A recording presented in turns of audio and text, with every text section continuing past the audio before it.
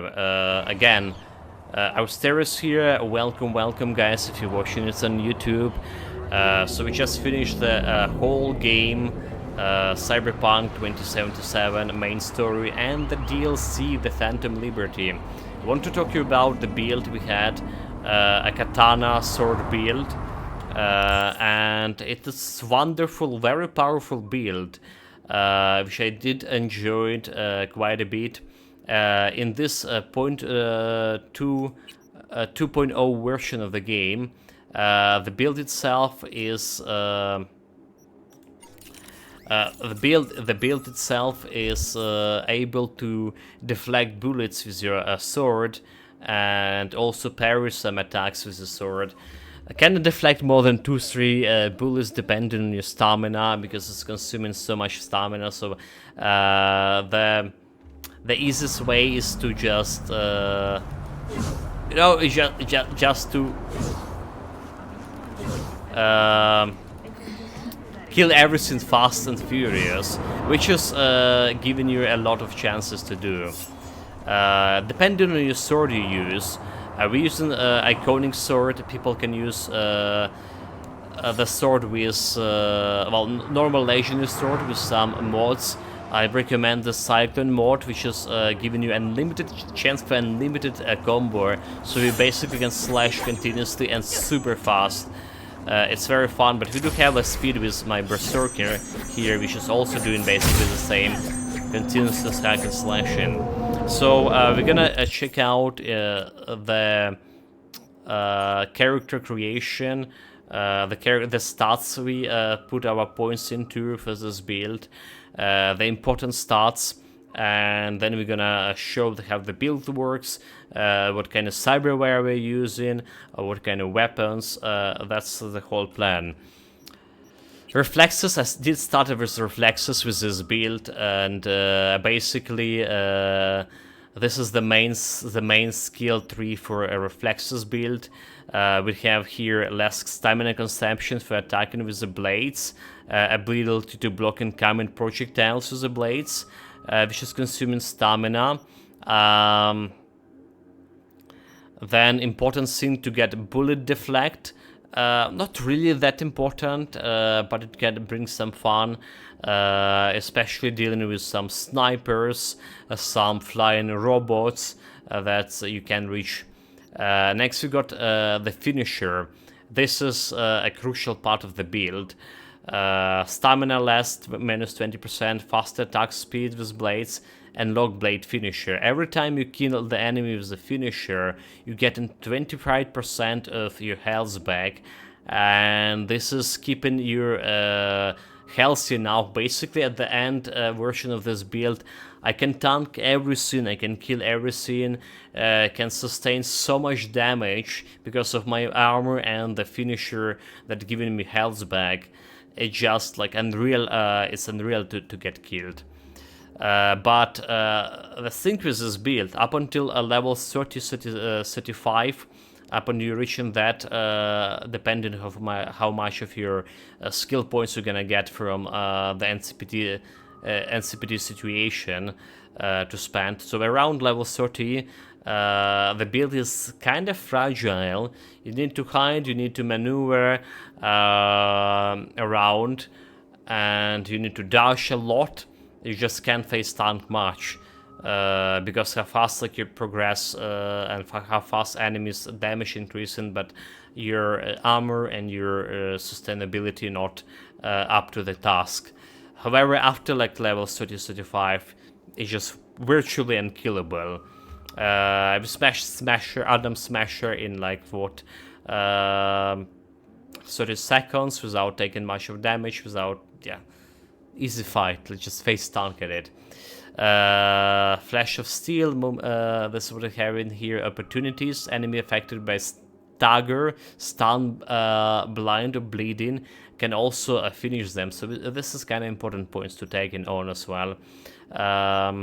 Slaughterhouse, all attacks and the counter attacks and deflect bullets apply bleeding, and it's also getting your stamina from dismembering, enemies, which is it is important to keep up with your stamina. Very important. It's running despite all this minus stamina on attack. It's gonna run super fast if you just like swinging your sword. You see, like 1 2 3, 1 2 3, and be out of stamina already. And depending on what kind of blade you're using, your attack will be slowing down significantly. With that. So what next? I started with reflexes 3 so far, and that's why like we're looking at it first. Important to get a dash, ability to dash.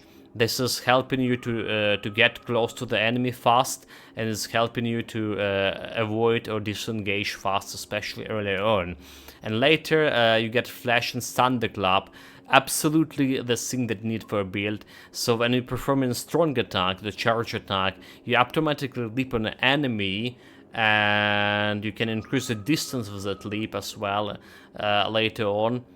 And this is how we basically killing enemies all over the place. You can, with a double jump, dash in the air, and a leap, you can reach half through the half of the map to that some rooftop and kill the sniper in the rooftop like in a few clicks of your mouse.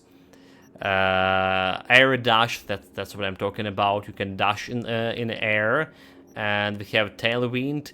Every time you dash in the air, you get a stamina back, so it's additional thing that giving you stamina. Alright. After the reflexes, we went in technical ability. Very important stuff to get your more cyberware capacities here, and basically getting your sustainability with your chrome, with your armor, because armor in this 2.0 game version is coming mainly from your cyberware. Welcome, Necrosop. It is over, not yet. We have another ending to check, but we're talking about builds so far. So all cyber, more cyberware stats, more cyberware capacity. We have 5 incoming % damage for if I have all skeleton system and the skin system in plants. More cyberware capacity for each attributes that have a 9 and higher level. There's important stuff to have. What else? License to Chrome, Cyberware stats modifier, more armor, and look new Cyberware slots for skeleton slots as well for new armor. Duration for all FX, cellular adapter can be purchased, cooldown reduction, and if you have all the cyberware active, and the age runner, so we can go over capacity even with your cyberware, which is gonna have you chance on a kill to induce the fury state, which is giving you more damage, more critical chance, and more critical damage for 12 seconds. Very good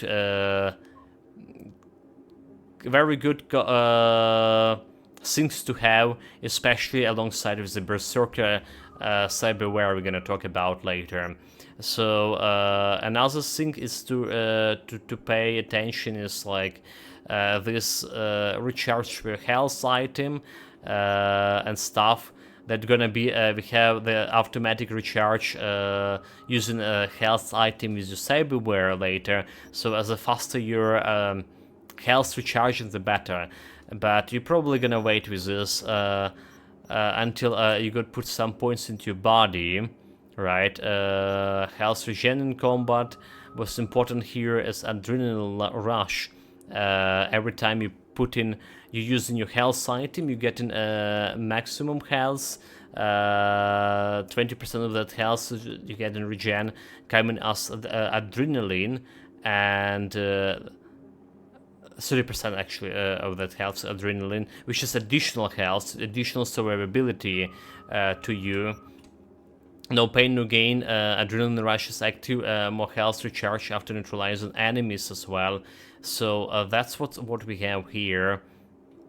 Immunity to movement penalties when have adrenaline rush.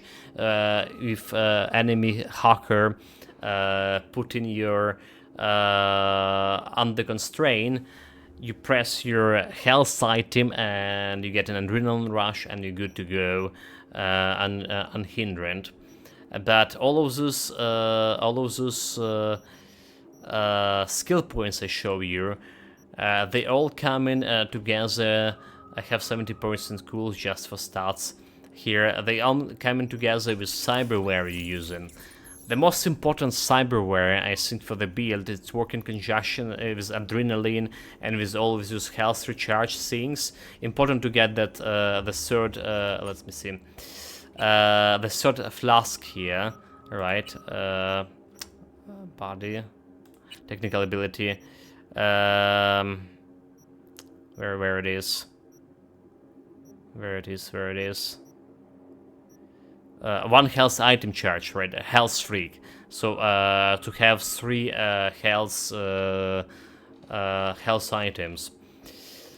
Cyberware, basically, the one you can get early on is the Berserker mode, and it's greatly gonna improve your survivability. We have iconic one. You're gonna start with the normal one here. Like normal Berserker. So it's giving you for like 8 seconds, 11 seconds, whatever you have early on. It's giving you invulnerability, so you can go and confidently killing people without dying yourself, right? And it have a short recharge as well. So just go in Berserk and hack and slashing. You would like to benefit from a second heart. In an unlikely event, which is will be more likely and early on before level 30-35, if you died, you have a second chance to go for again without actually dying. But most of all, you want this biomonitor. Automatically heals you when your health reaching below 35, and it's virtually a difference between healing yourself by manually pressing a button and healing with biomonitor. It's virtually a big difference. We have a Lex with a double jump over here, which is complemented build greatly. Like I say, you can dash in air here and jump on the enemies. Let me find some enemies. Are there any stupid enemies around here?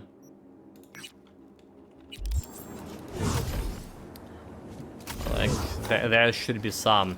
Okay, we're gonna show how the build working in fighting. All right. A little bit later, there should be some enemies over here in the dark. There they are. So basically, you can this is a jump. When you're pressing, charging attack, and jumping on an enemy, shrinking the distance in a second, and it can work in for very long distances. So cyberware, important cyberware. Let's talk more about this. Berserker, then a biomonitor, second health, double jump.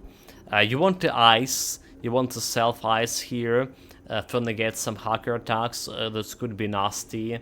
I have all the slots here for so I can use this minus recharge, right? Oh my god, technical. Minus 50% reduction cooldown for all cyberware if I have everything. But generally you don't really want to waste your points on capacity on your arms here early on. Well, you do want to have gorilla arms for some bit on a broad quest, for a boxing quest, but you anything else you don't really need them for. This is my Anjurana stats, cyberware capacity over here. This is my armor stats, and important. This is basically all the important cyberware you get. This one from the DLC. We don't care about what we have on my hands here. There's heal on kill, that additional health gain when you kill in enemies. It's semi-important. You're not getting that much of heals, especially earlier on when every enemy can kill you with 2 hits. But it's important nonetheless. There's Stabber here, more critical chances, Blaze, and Cerebral weapons. That's one of the first things I got for this build. Cooldown reduction after killing, we don't care about this one. More damage to drones and robots, we kill an enemy, most of the robotics come with 1 hit now. And the skeleton, we have as much armor as we can manage, maximum health, maximum armor, and more melee damage with Dense Marrow. Dense Marrow also was one of the first cyberware I put on this build. Also recommend for you to do the same. Additional decent armor value and decent melee build, melee damage, right? Slow down reflexes, not needed. Movement speed, not needed. And pain editor, I mean, it's incoming damage, very good to have. Incoming damage 45% at 3 meter range. So in close range, enemy like basically virtually not dealing much of damage to you at all. And there's how the cheating. The cheating is something iconic items that you can get from a DLC itself. So it's giving you, well, just the armor, just an armor and health regeneration per attribute, regeneration rate, stuff like that. This is basically all my, yeah, we have Karoshi the Oracle, so we can see enemies through the walls. That's all the cyberware. The character itself, another thing that we could talk about is skill progression, right? See, we have 60 engineers, which is giving a lot of stuff, like health, also cyberware modifiers, so kind of more furious activity, occasionally release an MP blast, cyberware capacity, important, more armor, important. And we have solo on 35. So solo is something you can work even faster, right? You can get this critical chance on melee. You can work on solo faster, but we spent 92 hours and couldn't like reach a solo fast enough. Didn't done all NCPD situation. Apart from that, we done every single quest here. Shinobi, that's what you get with the sword. Air dash and a slide in automatically release reload 20% of your equipped weapons, which is done early do much of me. More damage with fast attacks, right, with slash things, which is very good. Minus stamina from dodging and dashing. Accuracy, don't care about accuracy. Stamina cost from dashing as well. Important thing, movement speed increase. Don't care about Netrunner, Headhunter. Well, the damage to headshots, because you get headshots with a sword, I believe. Could be okay. So that's how we looking here. We also have stats, damage per second, armor, health, other stats. Which is not really of the, much of consequences. So about sword we were using, you can use this scalpel sword, which you're like doing for most of the game. You get this iconic weapon you get at the beginning of the, more or less at the beginning of the game, and it has this shock chance. So we would need a shock chance for which just could kill an enemy, or rather say not to kill but put them to sleep, stun them. Non-lethal attack, basically you can treat the shock as non-lethal attack and deal additional damage to robots.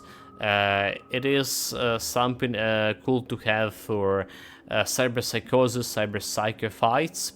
We're currently using the similar katana, but have slightly more electrical damage here. But again, you can use some legendary katana with cyclone mods, which is also proven to be very interesting here and very effective. You don't need to stick with your... Yeah, this is how we traveling through the game, just jumping, double jumping. Alright. I see some enemies. Double jumping. Double jumping. There's finisher. Get my health. Got me some Fury State, which is for this occasional